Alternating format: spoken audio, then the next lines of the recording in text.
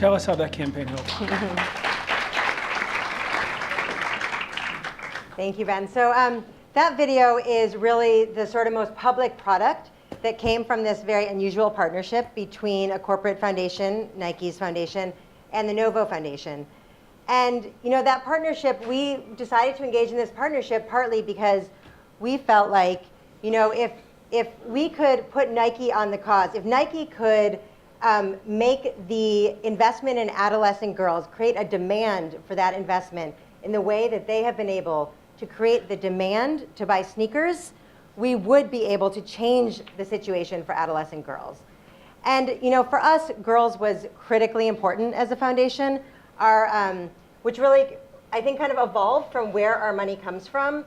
As some of you may know, Warren Buffett, his investment philosophy is that he invests in companies that are undervalued in the marketplace, but have great potential. For us, there was nothing more valuable, there was nothing more undervalued in the world than an adolescent girl, but with enormous, enormous potential for change. So Jennifer and Peter Buffett, the co-chair of the NoVo Foundation, felt like that was a really, really important place to start. And as we all know in this room, value and money are linked. And when this video was made in 2008, less than 2 cents of every development dollar was directed toward an adolescent girl, right? So this is like, girls were not on the map at all in the development sector. At the UN, in bilaterals, there was youth programs, which were generally reaching young men between the ages of 25 and 35. So, youth really extended upward, but girls were really just never benefiting from these kinds of programs. And I think what we're seeing now as a result of some incredible work from partners all over is that we're starting to see a shift. We're starting to see a public conversation happening in which girls are at the center. And there is more of a recognition of the importance of girls and of the way that girls have not gotten a fair shake. But I think one of the challenges, or a few of the challenges we're really facing now with this is, one, how do we translate that sort of public awareness and attention? As you saw, this video was seen by many, many people, many more than we had anticipated. I mean, this was originally designed for sort of the development sector. It was like meant to be seen by World Bank executives, not by, people on the street and my nieces and nephews who were forwarding it widely. We didn't imagine it would have that impact. It has since. But how do we translate that into both real action on the ground, a real difference for the lives of girls all over the world, and real investments going toward them? And I think the other two things that we're really, really challenged by now is, this was specifically about girls. We think there's something similar going on for women. We know that less than 7.5% of private foundation funding goes directly towards women and girls, right? This is like, women and girls are not getting their fair share. They're not getting their fair share, and in many ways, women have the exact same, occupy the same space as girls in terms of often the backbone of societies, have great potential to make changes for their own lives and everyone else, but are deeply underinvested in. So how do we get this to sort of spread up the chain to women as well? And I think finally, one of our big questions at NoVo that we struggle with a lot is, how do we bring this back home to the United States? Because the thing is, the girl effect is real here too, but we're not talking about it. And girls are not on the agenda or on the map, nor are women in the United States as they should be. And I think really figuring out how we translate that and focus on bringing gender equality, making gender equality real here too is really important to us. So you have this, and let's not miss that last point. Making change here is extremely important. Definitely. My grandmother's 97. She's hoping she will see the pay equality for women like real before she dies. Me too. You have this transformative partnership 5 years ago. It goes in ways that you don't expect. It has a real impact. What partnerships are you focused on now? Well, I think this gets at the last question the last point I made about focusing on work here in the United States.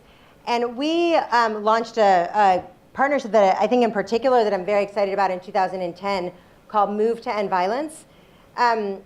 which is designed to really strengthen the movement in the United States to end violence against girls and women. And when I joined NoVo in 2008, I met activists working all over this country on violence against women, working in domestic violence shelters, in rape crisis centers, at the policy level. You know, I met literally hundreds of activists and asked them about the state of the movement in the United States. And honestly, I felt very disheartened in some ways from speaking with them, because what they described to me over and over again is how they felt burnt out, they felt really beleaguered, they felt like the field had gone from a movement to a field that it was becoming very professionalized, that, you know, that they were not linked to other social justice movements in the way that, you know, we needed to be, and that it felt like we were spinning our wheels, and we were merely barely able to serve the clients who needed our services. You know, the many victims of violence and their children who came through the shelter doors every day but weren't able to get ahead of the problem. And you know, part of that is that for most of these organizations, almost 100% of their funding was from government sources, almost 100%. So they didn't feel like they could be bold or take risks or do, you know, advocacy. They were just a little bit nervous about that. So in all of these conversations, what became really clear to me in talking to these incredible activists who had so much to bring is that just investing money into those organizations was not going to create the kind of transformative change that they all described needed to happen.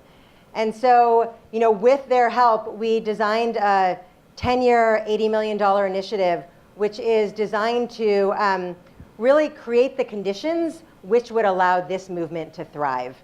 And it's a 10-year program which builds on each other, and in which activists from around this country come together for 2-year periods to, you know, vision together to figure out what are the new ideas, how do we take risks, fail forward, what are we going to do there, how do we get the like valuable social change skills that we've never had before, that that we haven't had a chance to get, how do we do better at linking with other social justice movements, how do we do all of these things so that 10 years from now we're in a radically different place, and this movement is more effective. We are, you know, better resourced. You know, when I said before that 7.5% of funds go to women and girls, it's less than 2% of funds go directly to ending gender-based violence in the United States, right? This is an issue in which a recent study found 44% of women in the United States experience domestic violence at some point in their lifetime. That's almost half. Right, and we have less than 2% of foundation funding going towards. Well, and then really, if we're honest, you take the percentage of that actually goes on dealing with the men. Exactly. It's even smaller. Exactly. About 2% to 2%. Exactly. Yeah. Exactly. No, that's exactly. right.